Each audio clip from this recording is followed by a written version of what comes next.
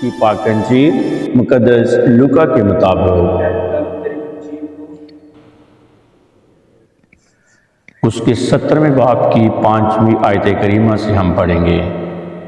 रसूलों ने खुदावंद से कहा, हमारा ईमान बढ़ा।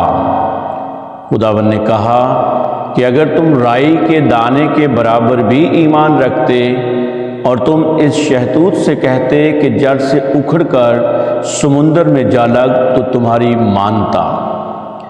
और तुम में से ऐसा कौन है जिसका एक गुलाम हलवाहा या चरवाहा हो कि जब वो खेत से आए तो उससे कहे कि जल्द आकर खाना खाने बैठ, बल्कि उससे ये ना कहे कि मेरा अशाइया तैयार कर, जब तक कि मैं खाऊं पीऊं, कमर बस्ता होकर मेरी खिदमत कर, उसके बाद फिर खुद खा पी लेना। क्या वो उस गुलाम का इसलिए एहसान मानेगा कि उसने हुक्म की बातों की तामील की?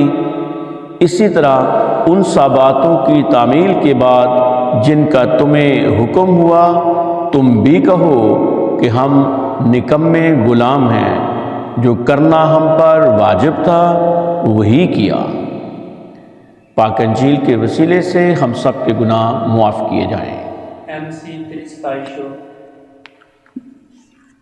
गुड मॉर्निंग प्यारे भाइयों और बहनों, आज हम साल के दौरान में 27वां अतवार मना रहे हैं। आज के अंजीली इक़्तिबास का रूह सुखन भी ईमानी ही है, जिसमें रसूलों ने उनसे कहा कि हमारा ईमान बढ़ा। रसूलों को ऐसा कहने की ज़रूरत क्यों महसूस हुई?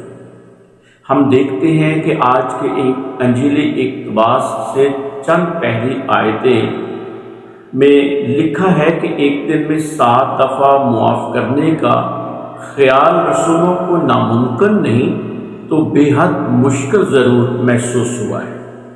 लिहाजा वो महसूस करते हैं कि उनके अंदर ऐसी फराख दिली नहीं है, या वो ऐसी फराख दिली की सकत नहीं ला सकते। इसलिए उन्होंने खुदावंद से दरख्वास्त की है कि हमारा ईमान बढ़ा। ईमान बीमारी का इलाज करता है। ईमान इंसान के लिए खुशबख्ती लाता है। ईमान रिश्तों को इस्तवार और सुधारता है। ईमान इंसानों को सेल्फ डिसिप्लिन करता है। ईमान गैर मशरूत होता है। ईमान राई के बीज की मानंद है जिसके अंदर एक लहलहाती जिंदगी होती है।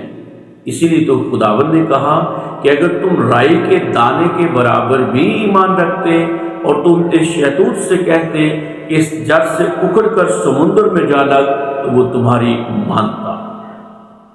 प्यारे भाइयों और बहनों, हमें अपने ईमान की नुमाइश नहीं करनी और ना ही आजमाइश करनी है, बल्कि ईमान के दामन को मजबूती से थामे रखना है और अपने हिस्से का काम जारी रखना है। बाकी काम हम खुदा की मर्जी पर छोड़ते हैं, जो जिंदगी का खालिक और जिंदगी का मालिक है, जो हमारी जिंदगी के साथ कुछ भी करने की कुदरत रखता है। हमें ज़रूरत है कि हम अपनी ईमानी सतह पर अपनी ज़िंदगी में कंफर्ट रहें, सुकून कल्ब में रहें, क्योंकि वो हमें राहत की वादियों, राहत की नदियों के पास ले जाना चाहता है। क्योंकि हमारा खुदावंद अमीर भी है और फयाज भी है। वो हमारी जिंदगियों के लिए हमारे लिए अच्छी मंसूबा साजी करता है। लिहाजा जब हम अपने मंसूबे बनाते हैं तो हमें इस यकीन महकम के साथ अपने आप को खुदावंद के हाथों में सौंप देना है कि वो कुदरत वाला है, जो सब कुछ करने पर कुदरत रखता है। हमें हमेशा उसके सामने कहना चाहिए कि हम निकम्मे गुलाम हैं।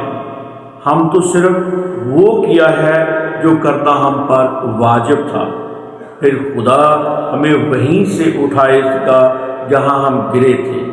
हम किसी भी काम के लिए हीला करते हैं तो खुदा हमारे लिए वसीला है। और हम दुआ करें कि खुदावंद हमारा ईमान बढ़ा, क्योंकि हम देखते हैं کہ ایمانی سے حابل نے قائل کی نسبت افضل قربانی خدا کو گزرانی اور اس کے حق میں گواہی دی گئی کہ وہ صادق ہے۔ ایمانی سے ہنوک کو اٹھا لیا گیا تاکہ موت کو نہ دیکھے، کیونکہ یہ خدا کو پسند آیا ہے۔ ایمانی سے نوح نے اپنے گھرانے کے بچاؤ کے لیے کشتی بنائی اور صداقت کا وارث ٹھہرا۔ ایمانی سے ابراہیم بلایا گیا اور عطائیت کر کے ایمانداروں کا باپ کہلایا۔ ایمانی سے سارہ نے نا امیدی کی عمر میں حاملہ ہونے کی قوت پائی، اس لیے کہ اس نے وعدہ کرنے والے کو سچا جانا۔ ایمانی سے ابراہیم نے جب وہ آزمایا گیا تو اسحاق کو نظر گزرانا۔ ایمانی سے اسحاق نے یعقوب اور عیسو کو دعا دی۔ ایمانی سے یعقوب نے مرتے وقت یوسف کے دونوں بیٹوں کو دعا دی۔ ایمانی سے یوسف نے بنی اسرائیل کے خروج کا ذکر کیا اور اپنی ہڈیوں کی بابت حکم دیا۔ ایمانی سے موسیٰ پیدا ہونے کے بعد اس کے ماں باپ نے 3 مہینے تک اسے چھپائے رکھا۔